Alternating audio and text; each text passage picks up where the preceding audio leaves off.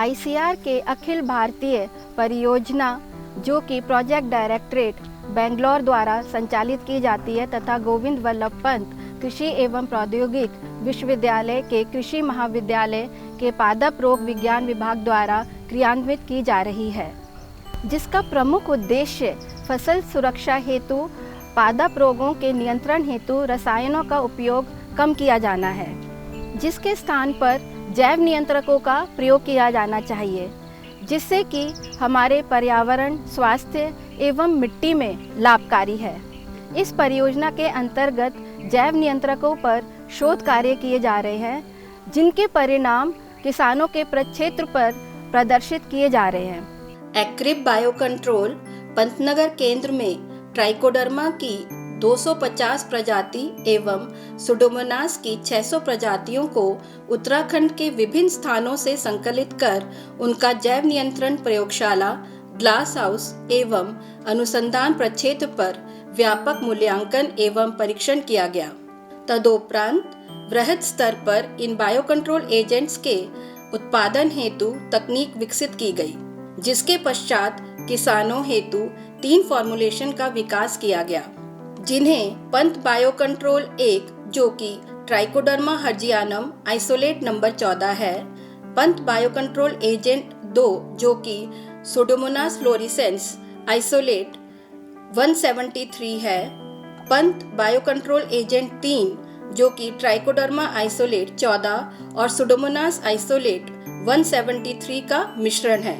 पंतनगर विश्वविद्यालय द्वारा विकसित ये जैव अभिकर्ता मुख्यतः मृदा जनित रोग कारकों के रोकथाम हेतु अत्यंत प्रभावी हैं, जैसे कि धान में शीत ब्लाइट, टमाटर व चने में विल्ट, मटर में बीज सड़न और पौधा विगलन इत्यादि।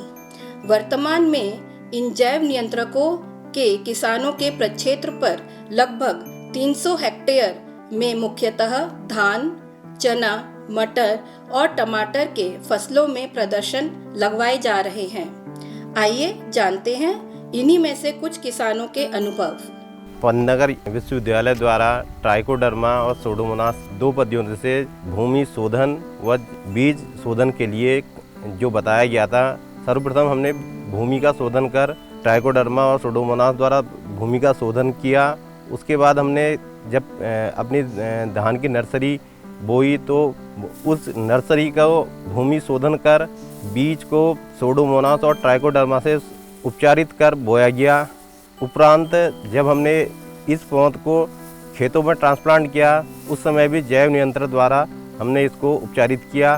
उसके उपरांत 2 बार हमने इसमें ट्राइकोडर्मा और सुडोमोनास का स्प्रे किया और जो हमें बताया गया था उस आधार पर हमने ये प्रक्रिया करी।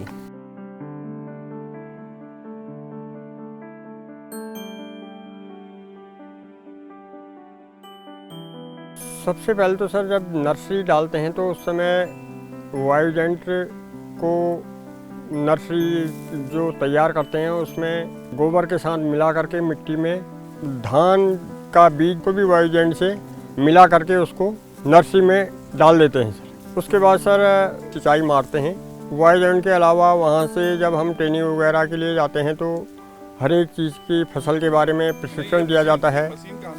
मशीन भी पंतनगर विश्वविद्यालय की तरफ से यही मिला है और पन्नी वगैरह ये उसमें नर्सरी तैयार करने के लिए पन्नी का वितरण किया जाता है। बीज भी सही वहाँ से मिल जाता है अवेलेबल, कभी वो हो गया तो हम करते हैं डिमांड, जैसे गेहूं का है, धान का बीज भी दिया था एक बार और मटर का बीज भी अभी गए थे, फिर हम वहाँ से मटर का बीज भी लाए हैं, पौधे भी मिले थे आम के। नहीं अच्छा, भविष्य में क्या आप लोग ये जो जैविक खेती की ओर अग्रसर हो रहे हैं तो ये बायोएजेंट जिनको आप कहते हैं जैव अभिकर्ता जिनका नाम है, इनका प्रयोग करते रहना चाहेंगे?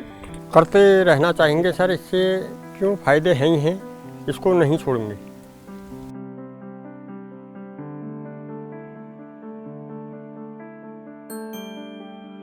नमस्कार, मैं हेमचंद दुमका, ग्राम सभा जग्गी बंगर दुमका बंगर से एक कृषक के रूप में बोल रहा हूँ। हमें जो योजना के अंतर्गत जो ट्राइकोडर्मा हमें मिला उसको हमने उसी विधि से खेत में प्रत्यारोपण भी करा और साथ साथ जो हमें जैविक दवाएं दी गई थी उसका छिड़काव भी इसमें किया गया। इस योजना के अंतर्गत जितने भी प्रार्थियों को लाभ हुआ है उसमें लगभग 50 से काश्तकार जुड़े। जो पंतनगर विश्वविद्यालय की ओर से योजनाएं हमें मिली और मिलती रहेंगी, उसका योजनाओं का लाभ हर किसी को यहाँ पर काश्तकार को दिया गया है, जिनमें से कुछ यहाँ पर हैं। सदा ये पंतनगर का आशीर्वाद सारे काश्तकारों पर बना रहे, यही आप लोगों से निवेदन और आशीर्वाद के रूप में चाहिए।